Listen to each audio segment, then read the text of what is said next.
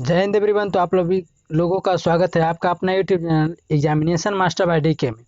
तो अगर इस चैनल पर नए हो तो चैनल को सब्सक्राइब कर लीजिए और बेल आइकन को ऑल कर लीजिए, क्योंकि आपका एग्जाम से संबंधित जो है सो सभी सब्जेक्ट का, सभी विषय का, सभी कंटेंट इसी चैनल के माध्यम से आपको प्रोवाइड कराया जाएगा। एग्जाम से संबंधित एकदम हूबहू जो क्वेश्चन आने वाला है और क्वेश्चन जो आ रहा है प्रीवियस ईयर क्वेश्चन के साथ गेस और गाइड सभी के सभी इसी चैनल के माध्यम से कराया जाएगा। और नोट्स और पीडीएफ के लिए इसी चैनल को फ्री सब्सक्राइब कर लीजिए, क्योंकि फ्री में प्रोवाइड कराया जाएगा। तो नोट्स के लिए आप इस वीडियो पर बने रहिए, बताएंगे कि आपको नोट्स कहाँ से मिलेगा और कैसे कैसे करना है। तो चलिए वीडियो को शुरू करते हैं, क्योंकि आपका बहुमूल्य समय नहीं गवाते हुए क्वेश्चन करेंगे। देखिए, पहला नंबर क्वेश्चन आप लोग किताब उठा कर देख लीजिएगा कि क्वेश्चन किताब का, बायोलॉजी का कोई भी किताब उठाकर देख लीजिएगा, जीव विज्ञान का, उसका जो है सो जैव प्रक्रम किसे कहते हैं। यानी कि पहला जो चैप्टर है लाइफ प्रोसेस, क्या है, लाइफ प्रोसेस जो है चैप्टर जैव प्रक्रम, उससे जो है सो सभी के सभी क्वेश्चन हम करा देंगे, चैप्टर वाइज सभी सब्जेक्ट का कराएंगे। तो पहला चैप्टर है हमारा बायोलॉजी, तो उसे करते हैं जैव प्रक्रम किसे कहते हैं। यह 2 मार्क्स लेकर आएगा आपको एग्जाम में। तो जैव प्रक्रम किसे कहते हैं, वे सारी क्रियाएं जिनके द्वारा जीवों का अनुरक्षण होता है उसे जैव प्रक्रम कहते हैं। चलिए, ये समझ में आ गया होगा, और नहीं समझ में आया तो चलिए इससे समझाते हैं। कहता है कि वे सारी क्रियाएं मतलब जो भी एक्टिविटी करते हैं, यानी कि मान कर चलिए लिखने के लिए चाहे पढ़ने के लिए जो भी हमारा जो तरीका होता है, रूल होता है, नियम, वही क्या होता है, क्रिया होता है। तो जो काम को करने में जो समय लगता है और जो रूल नियम और फॉलो करते हैं वही क्या है, क्रिया है। तो वे सारी क्रियाएं जिनके द्वारा जीवों का अनुरक्षण यानी कि बचाव उसका होता है उसे क्या कहते हैं, तो जैव प्रक्रम कराते हैं। यानी कि जीवों को बचाने में जो क्रिया और समय लगता है वही क्या है, जैव प्रक्रम है। तो आई होप ये समझ गए होंगे। चलिए नेक्स्ट करते हैं। क्वेश्चन काफ़ी हम लेकर आए हैं, तो आप लोग इस वीडियो पर बने रहिए। क्वेश्चन 2 है, देख लीजिएगा, आप किताब से मिला लीजिएगा कि एक एक क्वेश्चन जो आपको कराएंगे अति लघु का है, आप लोग देख लिए हैं। क्वेश्चन फर्स्ट कर लिए। दूसरा क्वेश्चन, दूसरा है कि बहुकोशिकीय जीवों में ऑक्सीजन की आवश्यकता विश्राम द्वारा क्यों नहीं पूरा हो सकती, यानी क्यों नहीं पूरा होते। तो बहुकोशिकीय जीवों में सभी कोशिकाएं पर्यावरण के सीधे संपर्क में नहीं होती। सभी बहुकोशिकीय जो है सो सभी कोशिकाएं पर्यावरण के सीधे संपर्क में नहीं होता है, यानी कि कांटेक्ट में नहीं होता है। इसीलिए साधारण विसरण क्रिया से सभी बहुकोशिकीय जीवों में ऑक्सीजन ग्रहण नहीं कर पाता है। यानी कि बहुकोशिकीय जीवों में जो है सो सभी कोशिकाएं पर्यावरण के यानी कि वातावरण के सीधे संपर्क में नहीं होती है। इसीलिए साधारण विसरण क्रिया से सभी बहुकोशिकीय जीवों में ऑक्सीजन ग्रहण मतलब वह अंदर नहीं ले पाता है। तो ये भी समझ गए होंगे। चलिए नेक्स्ट है, चैप्टर का सभी क्वेश्चन हम करेंगे एक एक करके। तो वीडियो पर बने रहिए। फ्री में नोट्स आप या पीडीएफ आप कहाँ से लेंगे वो हम आपको बता देंगे। आगे है कि जीवों में पोषण की प्रमुख 2 विधियों का नाम लिखे। क्वेश्चन इस तरह आता है कि जीवों में पोषण के प्रमुख 2 विधियों का नाम लिखे। तो आप लोग लिख सकते हैं कि जीवों में पोषण के प्रमुख 2 विधियां निम्न प्रकार के हैं। पहला कौन है, पहला है सुपोषण, दूसरा है परपोषण। तो जीवों में पोषण के प्रमुख यानी कि जीव मतलब जो जीवित व्यक्ति है, या मानव हो या जानवर हो या कीट पतंग हो, तो उनमें प्रमुख पोषण मतलब खाने पीने की जो है सो अपने न्यूट्रिशन के लिए प्रमुख 2 विधियां कौन कौन से, किस किस विधि से जो है सो अपना खाना ग्रहण कर सकता है। तो पहला है सुपोषण और दूसरा है परपोषण विधि से। चलिए नेक्स्ट है कि हर पौधे में किस प्रकार का पोषण पाया जाता है, तो स्वपोषण पाया जाता है। तो ऑब्जेक्टिव क्वेश्चन भी आता है कि इनमें से कौन सा स्वपोषण का उदाहरण है। तो पेड़ पौधा, हरे पेड़ पौधा जो है सो स्वपोषण का उदाहरण है, यानी कि वो अपना भोजन जो है खुद बना लेता है। स्वपोषण भी किसे कहते हैं ये भी क्वेश्चन आता है। तो जो यानी कि पेड़ पौधा चाहे कोई भी जो भी प्राणी अपना भोजन के लिए दूसरों पर आश्रित नहीं रहता है, यानी कि अपना भोजन खुद बना लेता है, खुद तैयार कर लेता है, उसे ही स्वपोषण कहते हैं। तो इनके लिए यानी कि स्वपोषण के लिए जैसे सूर्य का प्रकाश का होना जरूरी है, जल का होना जरूरी है, और वह जो पेड़ जो होगा वो पोषण बनाएगा, भोजन बनाएगा, उसको जीवित होना जरूरी है, क्योंकि उसमें क्लोरोफिल पाया जाएगा और क्लोरोफिल के अंदर मैग्नीशियम पाया जाता है। तो भोजन बनाने की पेड़ की वहाँ ज़्यादा जो है तो लाभदायक होता है। जिस पेड़ पौधे का भाग जो है सो हरा होता है उसी से जो है सो भोजन बनता है। तो आप लोग देखिएगा कि हम लोग में अगर क्लोरोफिल पाया जाता तो हम लोग भी हरा होते, लेकिन हम लोग हरा है नहीं ना है। तो पेड़ पौधा में के जिस भाग में क्लोरोफिल पाया जाएगा वहाँ हरा रहता है। चलिए, आई होप ये भी समझ गए होंगे। तो वीडियो अच्छा लगे तो लाइक कीजिएगा और अपने दोस्तों को साथ शेयर कीजिएगा और आप इस चैनल को ग्रो करने में आप लोग मदद कीजिएगा। ज़्यादा से ज़्यादा इसको सब्सक्राइब कीजिएगा और दोस्तों को जोड़िएगा, क्योंकि अच्छा कर्म किया गया कर्म उसका फल भी अच्छा ही होता है। नेक्स्ट है कि जंतुओं में पोषण की कौन सी विधि पाई जाती है। जंतुओं में, जीव जंतुओं में कौन सी पोषण की विधि पाई जाती है? परपोषण। परपोषण कहने का मतलब है कि दूसरे पर आश्रित रहता है। तो जंतुओं में जो है पोषण की कौन सी विधि है? तो परपोषण। परपोषण जो है सो जीवों में दो प्रकार की होती है। एक होता है स्वपोषण जो पेड़ पौधा करते हैं, दूसरा होता है परपोषण जो जंतुओं द्वारा किया जाता है। चलिए नेक्स्ट है कि 3 प्रकार की परपोषण विधियां के नाम लिखिए। 3 प्रकार की परपोषण विधियों के नाम लिखिए। पहला है परजीवी पोषण, दूसरा है मृतजीवी पोषण, तीसरा है प्राणी संपोषण। ये 3 प्रकार के जो है सो पोषण विधियां लिखा गया है। ये आपको 2 मार्क्स दिला सकता है। इतना लिखने पर जो है सो 2 मार्क्स दिला सकता है। तो आपके लिए काफ़ी हेल्पफुल वीडियो है, ध्यानपूर्वक देखिएगा और अच्छा लगे तो लाइक कर दीजिएगा। काफ़ी जो है सो खुद से टाइपिंग करना होता है, खुद से क्वेश्चन को अरेंजमेंट करना होता है, खुद से तैयार करना होता है और खुद से वीडियो बना रहे हैं। चलिए नेक्स्ट है कि संपूर्ण प्रकाश संश्लेषण यानी कि पूरे प्रकाश संश्लेषण की प्रक्रिया यानी कि क्रिया करने में रासायनिक समीकरण क्या होता है? तो 6CO2 होता है, यानी कि 6 CO2 होता है और CO2 यानी कार्बन डाइऑक्साइड और प्लस में 12 H2O यानी कि जल होता है। उसके बाद दोनों को देखा जाए, यहाँ पर एरो है, यहाँ पर एरो है। उसके बाद C6H12O6 यह जो है सो ग्लूकोज का रासायनिक सूत्र है। तो यह भी आप लोग याद कर लीजिएगा क्योंकि काफ़ी इम्पोर्टेंट है। क्या है? काफ़ी इम्पोर्टेंट है। ग्लूकोज का यह रासायनिक सूत्र पूछ लिया जाता है। तो C6H12O6 C6H12O6 जो है इसका रासायनिक सूत्र होता है ग्लूकोज का। आगे है कि 6O2 यानी कि 6O2 प्लस में 6H2 ये सा संपूर्ण प्रकाश संश्लेषण की क्रिया। प्रकाश संश्लेषण कब होता है? जब पेड़ पौधा अपना भोजन बनाता है। चलिए नेक्स्ट है कि प्रकाश संश्लेषण की प्रक्रिया में उपोत्पाद के रूप में क्या बनता है? प्रकाश संश्लेषण की प्रक्रिया में उपोत्पाद के रूप में क्या बनता है? तो जब वो प्रकाश संश्लेषण की क्रिया होता है तो ऑक्सीजन जो है सो बाहर निकलता है। तो पेड़ पौधा के प्रकाश संश्लेषण की क्रिया करने के लिए सूर्य प्रकाश का होना आवश्यक है, कार्बन डाइऑक्साइड गैस का होना आवश्यक है। कार्बन डाइऑक्साइड का जो सूत्र होता है वो CO2 होता है। तो प्रकाश संश्लेषण के लिए कार्बन डाइऑक्साइड का होना जरूरी होता है, जल होना जरूरी होता है और पेड़ पौधा जीवित रहना चाहिए, तभी तो उसमें क्लोरोफिल पाया जाएगा। तो उस समय जो ऑक्सीजन जो है सो छोड़ता है और कार्बन डाइऑक्साइड लेता है। तो चलिए नेक्स्ट करते हैं। प्रकाश संश्लेषण की प्रक्रिया हरित लवक या क्लोरोप्लास्ट में ही क्यों होती है? क्योंकि हरित लवक ही प्रकाश संश्लेषण अंगक है। क्वेश्चन है कि प्रकाश संश्लेषण की प्रक्रिया हरित लवक या क्लोरोप्लास्ट में ही क्यों होती है? क्वेश्चन कहता है कि अगर प्रकाश संश्लेषण यानी कि पेड़ पौधा जो भोजन बनाता है प्रकाश संश्लेषण प्रक्रिया के माध्यम से, वो हरा पौधा में ही क्यों यानी कि क्लोरोप्लास्ट में ही क्यों? सूखा में तो बना सकता था। तो आंसर है इसका कि हरित लवक ही प्रकाश संश्लेषी अंगक है। यानी कि हरित मान कर चलिए, कोई कह सकता है कि अच्छा 2 हाथ 2 पैर है तो हम पैर से भी तो खा सकते हैं, लेकिन कह सकते हैं कि पैर सिर्फ चलने के लिए दिया गया है, नहीं खाने के लिए। हाथ हमको खाने के लिए दिया गया है। इसी प्रकार है कि क्योंकि हरित लवक ही प्रकाश संश्लेषी का अंग है, यानी कि प्रकाश संश्लेषण जहाँ होगा वह सिर्फ हरित लवक ही है, नहीं तो और में कैसे प्रकाश संश्लेषण होगा औरों में? तो हरित लवक ही प्रकाश संश्लेषी अंगक है। इसी कारण जो है सो उस जिसमें क्लोरोफिल होता है और जिसके कारण वह हरा होता है, उसके कारण जो है सो उसमें प्रकाश संश्लेषण की क्रिया होता है। चलिए नेक्स्ट करते हैं। नेक्स्ट है कि प्रकाश संश्लेषण प्रक्रिया के लिए किन किन पदार्थों की आवश्यकता होता है? तो पहला तो पर्णहरित यानी क्लोरोफिल, यानी कि वह पेड़ पौधा जीवित होना चाहिए तो वह हरा रहेगा, जीवित रहेगा तो वास्तविकता है कि वह पेड़ पौधा हरा रहेगा। उसके बाद सूर्य के प्रकाश की आवश्यकता होगा, सूर्य के प्रकाश रहना चाहिए। जब सूर्य का प्रकाश नहीं रहेगा तो पेड़ पौधा जो है अपना भोजन नहीं तैयार करेगा। उसके बाद है कि CO2 यानी कि कार्बन डाइऑक्साइड को उसको जरूरी होता है और H2 यानी कि जल होना आवश्यक है।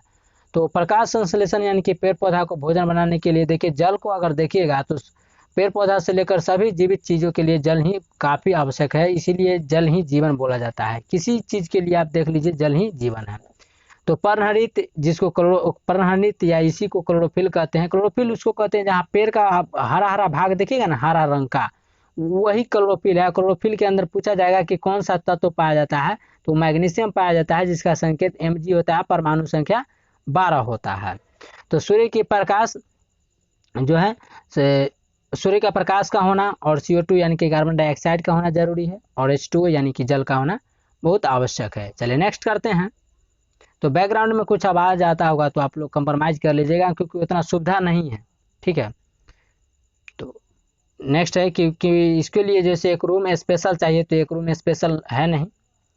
देखिए आगे कि प्रकाश संश्लेषण प्रक्रिया के लिए पौधे CO2 कहाँ से प्राप्त करते हैं। प्रकाश संश्लेषण प्रक्रिया के लिए पौधे जो है सो यानी कि कार्बन डाइऑक्साइड, यानी कि प्रकाश संश्लेषण के लिए 4 चीज़ की आवश्यकता होता था। पेड़ पौधा हरा रहेगा तो उसमें क्लोरोफिल रहना जरूरी है या पर्णहरित। उसके बाद है कि CO2 कार्बन डाइऑक्साइड चाहिए, जल चाहिए, और उसके बाद क्या चाहिए, सूर्य का प्रकाश चाहिए। तो कहता है कि प्रकाश संश्लेषण यानी कि पेड़ पौधा को भोजन बनाने की क्रिया को ही प्रकाश संश्लेषण कहते हैं। तो प्रकाश संश्लेषण प्रक्रिया के लिए पौधे जो है सो CO2 यानी कि कार्बन डाइऑक्साइड, कौन सी है, तो कार्बन डाइऑक्साइड जो है सो कहाँ से प्राप्त करता है, कार्बन डाइऑक्साइड कहाँ से प्राप्त करता है, यही क्वेश्चन का कहने का अर्थ है।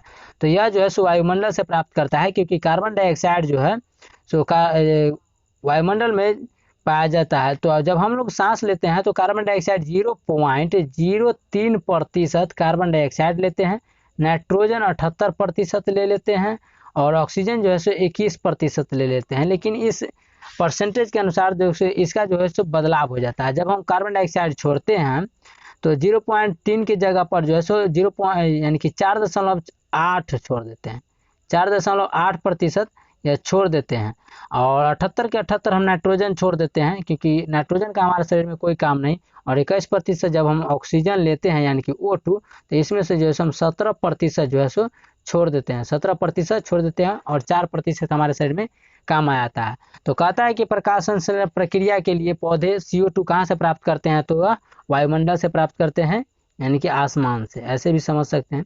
नेक्स्ट है कि कवक एवं जीवाणु में प्रकाश संश्लेषण की प्रक्रिया क्यों नहीं होती है। तो वास्तविकता है, ऐसे भी आप सोच सकते हैं कि कवक और जीवाणु हरा होता है, अगर वो हरा नहीं होगा तो उसमें क्लोरोफिल ही नहीं पाया जाएगा।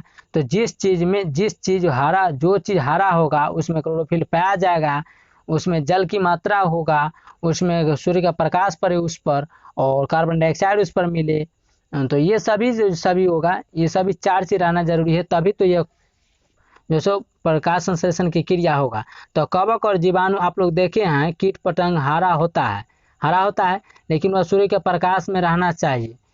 तो इसका जो है डिफिनीशन से समझते हैं कि कवक और जीवाणु परजीवी मृतजीवी हैं। कवक और जीवाणु क्या है, मृतजीवी है। तो किसी भी पेड़ पौधा को भोजन बनाने के लिए उसको पहले जीवित रहना होगा, तभी ना वो हरा होगा। तो यहाँ देखिए कि कवक और जीवाणु जो है सो परजीवी है, परजीवी मतलब दूसरे पर आश्रित है, और दूसरी बात कि यह मृतजीवी है, तो यह कहाँ से भोजन बना देगा, यानी मरा हुआ जीव है। उसके बाद क्या है कि इसमें क्लोरोफिल जैसा कोई वर्णक नहीं पाया जाता है, तो वास्तविकता है कि भोजन नहीं बना सकता है, ठीक है। इसमें देखिएगा आप लोग, कोई बच्चा जो होगा उसमें जो है सो कुछ जानवर वाला जो है सो लक्षण दिखने लगता है, तो मजाक के तौर पे या गुस्सा में बोल देता है कि नहीं आदमी नहीं है, यह जानवर है, ये बंदर जैसा दिखता है। तो उसी तरह इसमें जब क्लोरोफिल वर्णक जैसा कोई इसमें जो है सो वर्णक पा ही नहीं जाता है, तो ये प्रकाश वास्तविकता की करेगा क्यों। जैसे मान लीजिए हम लोग जीवित भी हैं, हम लोग को अंदर पानी भी, हम लोग के शरीर पर सूर्य का प्रकाश भी पड़ता है, हम लोग कार्बन डाइऑक्साइड भी लेते हैं, बताए हैं पिछला क्वेश्चन में। लेकिन देखिए हम लोग में एक चीज़ की कमी है, वो कौन सी कमी है, तो हम लोग में क्लोरोफिल नहीं पाया जाता है, क्योंकि क्लोरोफिल पाया जाता है तो हम लोग कैसा होते हैं, हरा रंग के होते हैं। तो आप लोग समझ गए होंगे। चलिए नेक्स्ट है, क्वेश्चन नंबर नेक्स्ट है कि पोषण के दृष्टिकोण से अमीबा तथा पैरामीशियम किस प्रकार के जंतु हैं। अगर पोषण के दृष्टिकोण से देखा जाए, यानी कि तो पोषण 3 प्रकार के था, तो उनकी दृष्टि से देखा जाए तो कैसा प्राणी है, तो प्राणी समपोषी है। कैसा है, प्राणी समपोषी है। कैसा है, प्राणी समपोषी है। कैसी है, प्राणी समपोषी हैं। यह तीसरा विधि है। पोषण प्राप्त करने की दृष्टिकोण से देखा जाए तो यह प्राणी समपोषी है। नेक्स्ट करते हैं क्वेश्चन नंबर 14। अगर ये वीडियो अच्छा लगे, बार बार कहते हैं, अगर वीडियो अच्छा लगे तो एक लाइक कर दीजिएगा, क्योंकि एक लाइक और एक कमेंट में, और अच्छा खासा कमेंट कर दीजिएगा, क्योंकि एक लाइक और एक कमेंट से हम मोटिवेट होते हैं अगला नेक्स्ट वीडियो लाने में। क्योंकि मेरा एक ही सिद्धांत है, आपको एक भी नंबर एग्जाम से छूट नहीं पाए, ये स्किप नहीं होना है कि बाद में एग्जाम से निकलेगा और करेगा ये क्वेश्चन हम नहीं पढ़ पाए। आपको चैप्टर वाइज सभी सब्जेक्ट का इसी चैनल पर फ्री में नोट्स और वीडियो प्रोवाइड कराया जाएगा। तो आप लोग जो है सो सहयोग दिखाइएगा, इतना ही चाहते हैं कि आप लोग एक लाइक कीजिएगा और अच्छा सा कमेंट में बताइएगा वीडियो आप लोग को कैसा लगा, ये कंटेंट आप लोग को कैसा लगा। और ज़्यादा से ज़्यादा इस वीडियो को अपने दोस्तों के साथ शेयर कीजिएगा और सब्सक्राइब करने को बोलिएगा। आगे है, हम जो है सो आपको कंटेंट प्रोवाइड कराने के लिए जो काफ़ी रात को वीडियो शूट करते हैं, क्योंकि यहाँ सुविधा का अभाव है हमारे पास।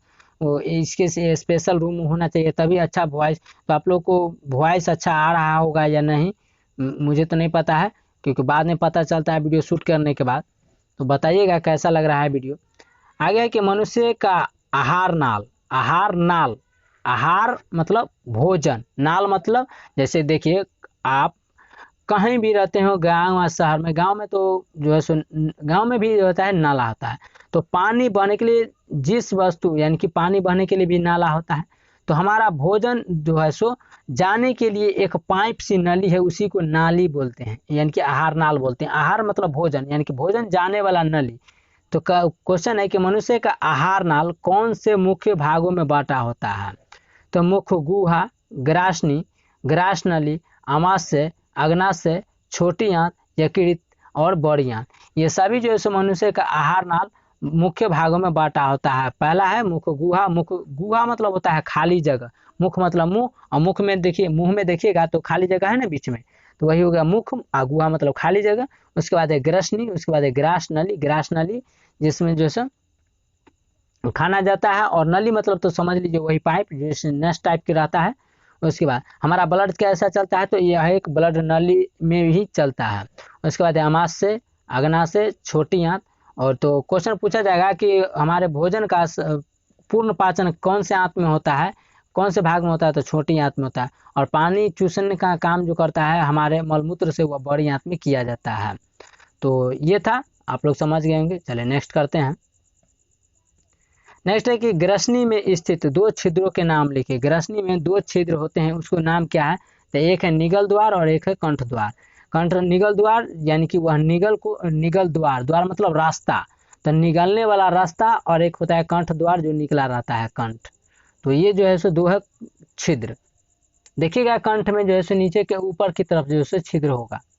चलिए नेक्स्ट है, मनुष्य में पाचन आहार नाल के किस भाग से शुरू होता है। तो मनुष्य में पाचन जो है सो मुख गुहा, यानी कि गुहा, मुख मतलब मुंह, और गुहा मतलब खाली जगह, यानी कि मुंह से जब हम चबाते हैं तो वहां से जो है सो मनुष्य में हम लोग का पाचन शुरू हो जाता है। मुख से ही जब चबा चबा के खाते हैं तो वहीं से ना खाना पचना शुरू हो जाता है, उसको पचा यानी कि तोड़ देते हैं। चलिए नेक्स्ट करते हैं। नेक्स्ट है कि मनुष्य के आहार नाल के किस भाग में पचे हुए भोजन का अवशोषण होता है। तो छोटी आंत के लिए भाग में, छोटी आंत के भाग में जो है मनुष्य का आहार नाल या आहार जाने वाला नली में जो है किस भाग में पचे हुए भोजन का अवशोषण होता है, यानी कि पचा हुआ भोजन का अवशोषण कहाँ होता है, तो छोटी आंत में होता है। पूर्ण पाचन भी कहाँ होता है, तो छोटी आंत में होता है।